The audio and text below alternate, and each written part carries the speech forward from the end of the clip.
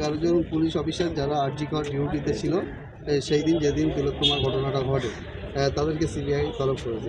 তাদেরকে সিবিআইয়ের তরফ থেকে তলব করা হয়েছে এবং তারা এখনও এসে পৌঁছয়নি এবং তাদের তরফ থেকে কী স্টেটমেন্ট বা কবে আসবে কোনো রকম কোনো নোটিফিকেশান দেওয়া হয়নি। বাট আমাদের তরফ থেকে নোটিশ সার্ভ করে দেওয়া হয়েছে, রিজার্ভ প্যালেসের তরফ থেকে নোটিশ সার্ভ করে দেওয়া হয়েছে এবং মেল করা হয়েছে এবং ভার্বালি মানে ওভার দ্য ফোনও কথা বলে দেওয়া হয়েছে যে আসার জন্য। তাদের তরফ থেকে কবে আসবে কী আসবে সেটা জানি না।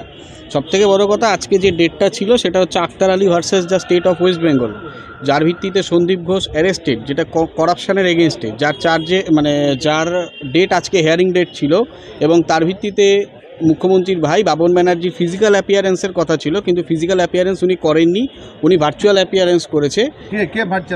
বাবন ব্যানার্জি ভার্চুয়াল অ্যাপিয়ারেন্স করেছে এবং তার ভিত্তিতে তার তরফ থেকে যে আইনজীবী ছিলেন মাননীয় আইনজীবী অভিষেক মনু সিংভিজি এবং অভিষেক মনু সিংভিজি তার তরফ থেকে লড়েছেন এবং তিনি তার তরফ থেকে সওয়াল করেছেন এবং তার তরফ থেকে সওয়ালের মধ্যে যে আমরা যেটা আগেও বলেছিলাম যে মানে একটা আর্থিক লেনদেনের যোগ, পরবর্তীকালে উনি আজকে ভার্চুয়ালি অ্যাপিয়ারেন্স হয় যেটা পরিষ্কার বলছে যে ওটা ওনার একটা এনজিও আছে, একটা মহাপুরুষের নামে উনি একটা এনজিওর মাথায় বসে আছে, তার ভিত্তিতে সেই টাকা ওখানে ডোনেট করা হয়। তখন আমরা পরিষ্কার বলি যদি এনজিওর টাকা মানে তাকে যদি এনজিওতে টাকা ডোনেট করা হবে তাহলে তার পার্সোনাল অ্যাকাউন্টে কেন করা হবে?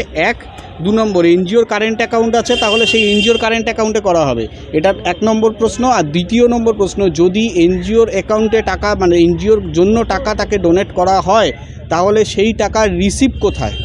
সেই টাকার রিসিভ তাকে দিতে বলা হয়েছে। কারণ এনজিওকে ডোনেট করেছেন কে?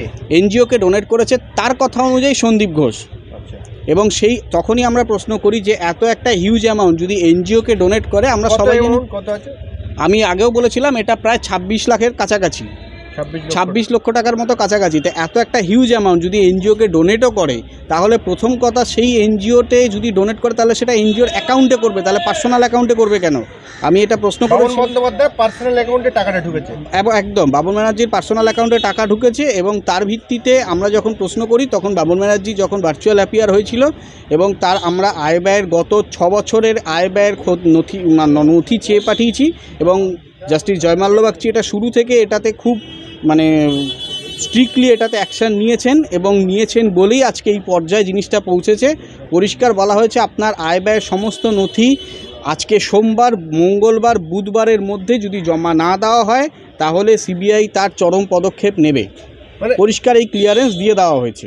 আমি একটু আমাদের দর্শকদের জন্য একটু ক্লিয়ার করে বললেন আপনি যে সন্দীপ ঘোষের অ্যাকাউন্ট থেকে সন্দীপ ঘোষের অ্যাকাউন্ট থেকে 26 লক্ষ টাকা বাবন ব্যানার্জির পার্সোনাল অ্যাকাউন্টে ট্রান্সফার হয়েছে এবং বাবন ব্যানার্জি বলছেন যে এটা তার কোনো সংস্থা, যেটা চ্যারিটেবল অর্গানাইজেশন একটা মহাপুরুষের নামে, যেহেতু আমি সেই নামটা সেই অর্গানাইজেশনের নামটা এক্ষুনি নিতে চাইছি না যেহেতু সেটা ম্যাটার আন্ডার সাবজুডিস, আমি সেই মুহূর্তে এই জন্য উনি বলেওছেন স্পেসিফিক্যালি অন রেকর্ড যে ওই অর্গানাইজেশনে উনি টাকাটা ডোনেট করেছে। কিন্তু যদি ওই অর্গানাইজেশনে টাকা ডোনেট করে থাকে তাহলে দুটো প্রশ্ন থেকে যায় যে এনজিওর অ্যাকাউন্টে প্রথম কথা টাকা ট্রান্সফার হলো না কেন, দ্বিতীয় প্রশ্ন যদি এনজিওর অ্যাকাউন্টে টাকা ট্রান্সফার করে থাকে তাহলে তার রিসিপ্টটা কোথায়?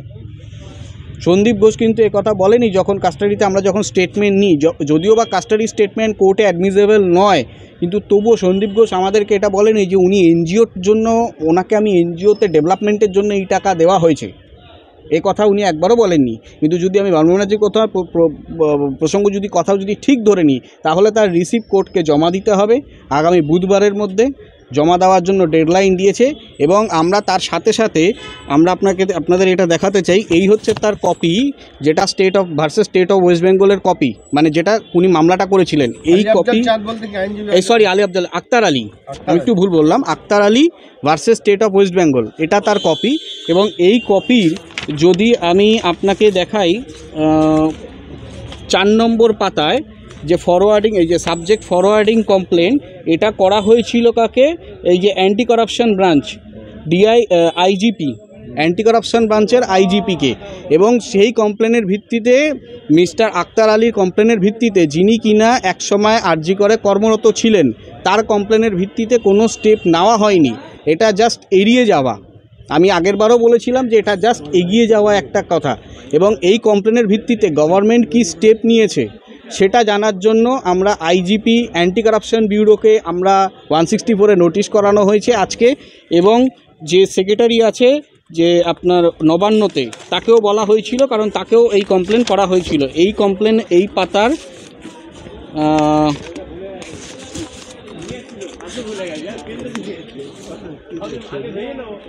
এই যে ex deputy superintendent Akhtar Ali উনি ছিলেন, যখন ডেপুটি সুপারিনটেন্ডেন্ট থাকাকালীন যে তছরূপ হয়েছিল সেই তছরূপের কমপ্লেন উনি করেছিলেন। অ্যান্টি কারাপশন ব্যুরো, এই যে পরিষ্কার লেখা আছে DY inspector general of police dated of anti corruption branch, ওনাকে করা হয়েছিল, কিন্তু উনি কোনো স্টেপ নেননি, যেটা উনি আগেরবারও অভিযোগ করে এসছে। তার কমপ্লেনের কপি আমরা আজকে হাতে পেয়েছি, এবং এটা কমপ্লেনটা করেছিল 7/2023 সালে উনি একটা কমপ্লেন করেন, যার ভিত্তিতে কোনো রকম কোনো এনকোয়ারি হয়নি, স্টেটের তরফ থেকে কোনো রকম কোনো এনকোয়ারি হয়নি। পরবর্তীকালে এর জন্যই মিস্টার সন্দীপ ঘোষ, যাকে ইডি বা সিবিআই কাস্টাডিতে নেওয়া হয় এবং কাস্টাডিতে উনি এখনও আছে, এর ভিত্তিতে, এই কমপ্লেনের ভিত্তিতে।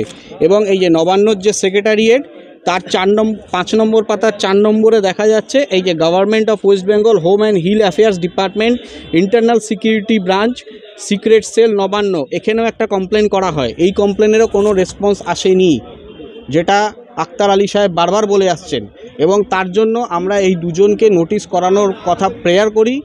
নোটিশ এই আইজিপি এসিবি মানে অ্যান্টি কারাপশন ব্যুরোর, স্টেটের অ্যান্টি কারাপশন ব্যুরোর আইজিপি যিনি আছেন, ইন্সপেক্টর জেনারেল অফ পুলিশ, এবং নবান্নর যে সেক্রেটারি আছেন যিনি হোম অ্যান্ড হিল অ্যাফেয়ার্স ডিপার্টমেন্টের যিনি আছেন, তাকে আমরা নোটিশ করানোর কথা প্রেয়ার করি। নোটিশ করা হয়েছে, নোটিশ বেরিয়েছে আজকে 164-এ। তাদেরকে স্টেটমেন্ট দিতে হবে যে এই কমপ্লেনের এগেনস্টে তারা কি স্টেপ নিয়েছে, তাদের তদন্ত কতদূর এগিয়েছিল এবং সেই রিপোর্ট কোথায়, সেটা তাকে কোর্টে এসে ফিজিক্যাল অ্যাপিয়ারেন্স করতে হবে। বৃহস্পতিবারের মধ্যে তাদেরকে কোর্টে এসে বলতে হবে।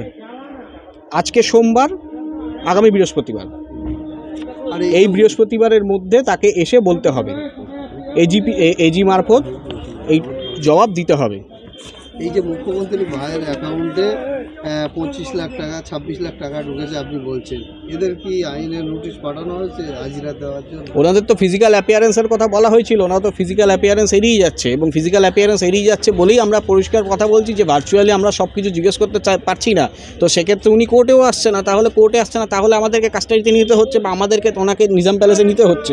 আমরা যখন এটা প্রেয়ার করি তখন পরিষ্কার বলা হয়েছিল, জাস্টিস জামাগুল বাগচি বলেছিলেন যে এটা প্রথমে আগে উনি নথি জমা দিক, যদি নথির ভিত্তিতে কোনো রকম কিছু গড়মিল বা আপনারা যদি মনে করেন যে এটা ট্যাম্পারিং করা হয়েছে বা ম্যানিপুলেট করা হয়েছে, সেক্ষেত্রে আপনারা রিপোর্টের বেসিসে তাকে কাস্টাডিতে নিতে পারেন বা জিজ্ঞাসাবাদ করতে পারেন, বাট এক্সট্রিম কোনো পদক্ষেপ মানে চূড়ান্ত পদক্ষেপ নেওয়া যাবে না। এই ঢিলছড়ার দূরত্বে কালীঘাট থেকে হাইকোর্ট, সেখানে উনি আসলেনি